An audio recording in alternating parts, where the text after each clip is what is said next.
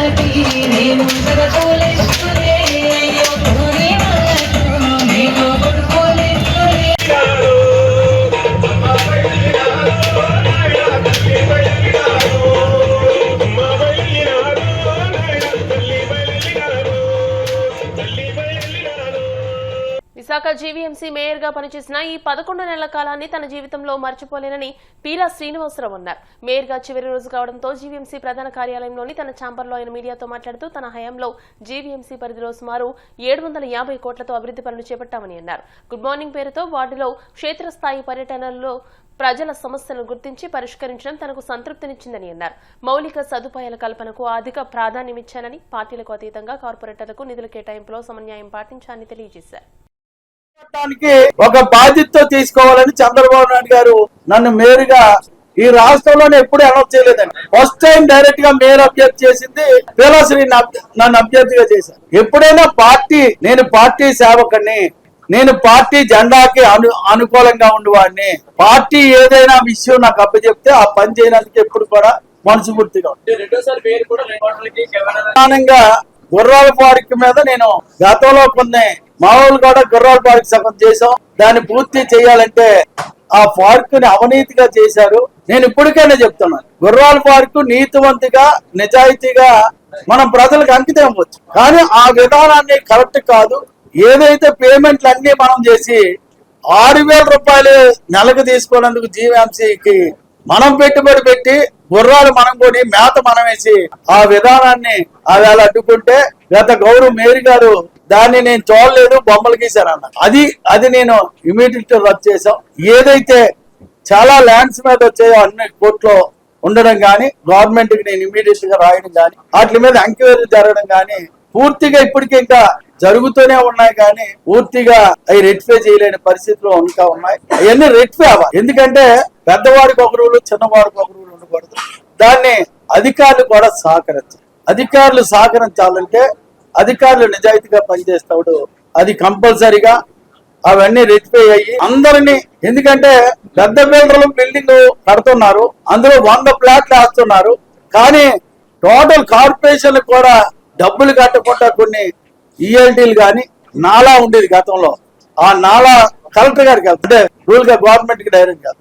ఆ విధానాలు కానీ అవి చాలా లేనట్టుకి అన్నట్లు కంప్లైంట్ పెట్టడం జరిగింది. అవన్నీ కూడా ఇమీడియట్ గా యాక్షన్ తీసుకుంటే అది ఇప్పుడు process. Musi river front development project పేరుతో తెలంగాణ ప్రభుత్వం ఏకంగా 1.5 లక్షల కోట్ల భారీ ఆర్థిక కుంభకోణానికి తెరలేపిందని BRS working president MLA KTR సంచలన ఆరోపణలు చేశారు. ఈ అంశంపై శాసనసభలో అధికార విపక్షాల మధ్య తీవ్ర వాగ్వాదం చోటు చేసుకుంది. ప్రభుత్వ వైఖరిలో పారదర్శకత లేదని నిరసిస్తూ కేటీఆర్, బీఆర్ఎస్ ఎమ్మెల్యేలు సభ నుంచి వాకౌట్ చేశారు.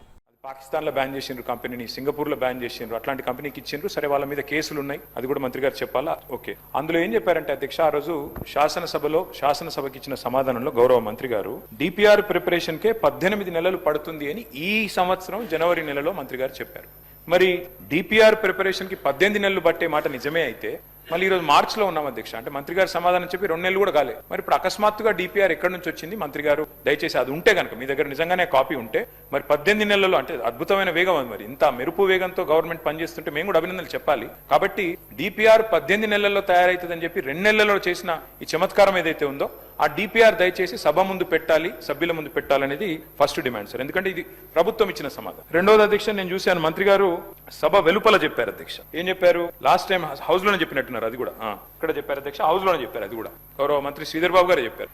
ఇన్ ప్రిన్సిపల్ ఏడీబీ అనేది మూసీ ప్రాజెక్ట్ కోసం లోన్ మంజూరు చేసింది అని మంత్రి గారు ఇచ్చిన స్టేట్మెంట్ శాసనసభలో ఇచ్చారు. సో ఫస్ట్ డిపిఆర్ మీరు చెప్పండి మంత్రి గారు, తర్వాత శాసనసభలో మీరు చెప్పిన మాట ఏడీబీ ఫండింగ్ మేము నిజమేమో అనుకున్న తర్వాత మేము కూడా ఏడీబీ వారిని అక్కడ మూసీ జనాందోళన్ అని ఒక సంస్థ ఉంది అధ్యక్ష, ఎంజేఏ, వారు ఏడీబీ వారిని అడిగితే ఏడీబీ వారు చెప్పిన సమాధానం అధ్యక్ష నేను మంత్రి గారు కూడా పంపిస్తాను.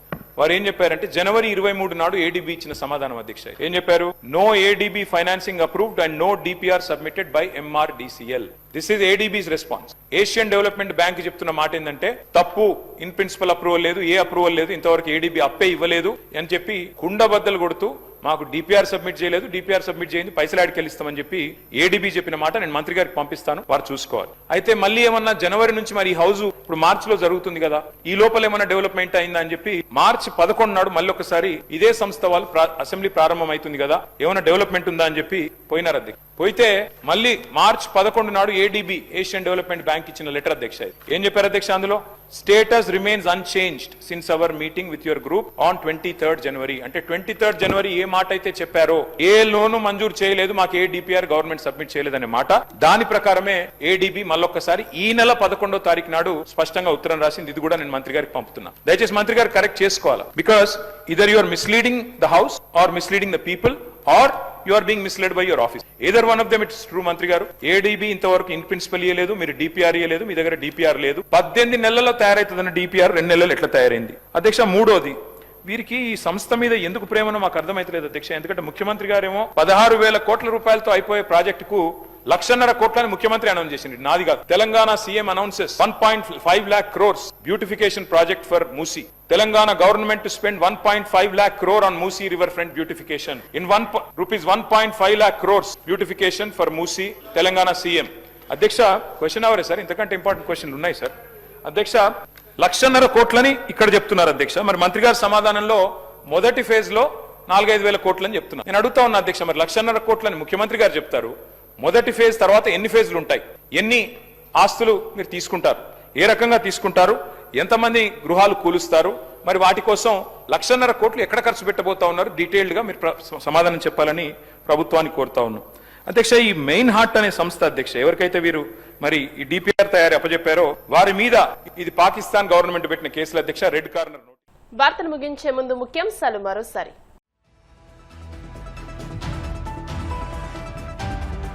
దివ్యాంగ శక్తి పథకం లబ్ధిదారులతో జరిగిన ఆత్మీయ విందులో పాల్గొన్న సీఎం చంద్రబాబు, మంత్రి లోకేష్ దివ్యాంగులకు అవకాశాలు కల్పిస్తే అద్భుతాలు సృష్టిస్తారని వ్యాఖ్య.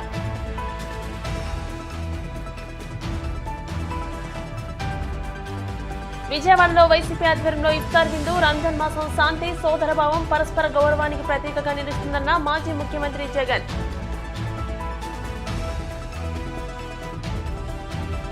మంగళగిరి జనసేన పార్టీ కార్యాలయంలో జనవాణి కార్యక్రమం. ప్రజల నుంచి అర్జీలు స్వీకరించిన Yelamanchili MLA Sundarapu Vijay Kumar.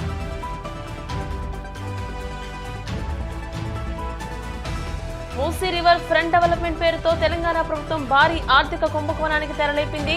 BRS working president KTR సంచలన ఆరోపణలు. ఈ వార్తలు ఇంతటితో సమాప్తం. మరిన్ని వార్తల కోసం BCN digital YouTube channel, Facebook page ని ఫాలో అవ్వండి. అప్డేటెడ్ వార్తల కోసం ప్లీజ్ సబ్స్క్రైబ్.